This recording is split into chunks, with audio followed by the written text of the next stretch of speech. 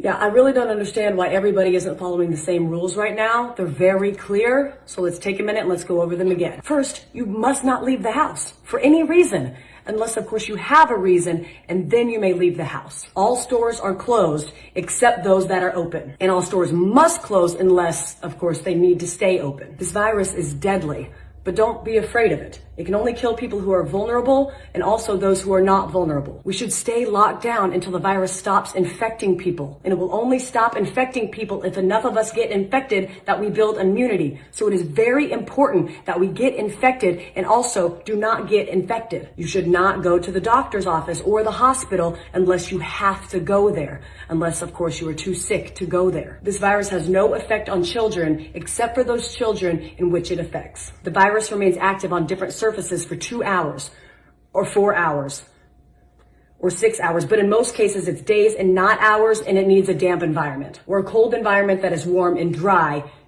in the air, unless the air is plastic. Schools are closed, so you need to homeschool your children unless you can send them to school because you are not home. If you are at home, you can school your children using various portals and online classrooms unless you have poor internet, more than one child, only one computer, or you are working from home. Baking cakes can be considered math, science, or art. If you are home educating, you can include household chores within their education curriculum. And if you are home educating, you may start drinking at approximately 10 a.m. every day. If you are not home educating children, you may also start drinking at approximately 10 a.m. Masks are useless at protecting you against the virus, but you still need to wear one because it can save lives. And in some cases, it may even be mandatory, but also maybe not. You must not go to work, but you can get another job, at which point you may go to work. Stay home. I don't know how many more celebrities we need to have tell you how important it is to go outside and take care of your mental health. There is no shortage of groceries in the supermarket. There are simply many things missing.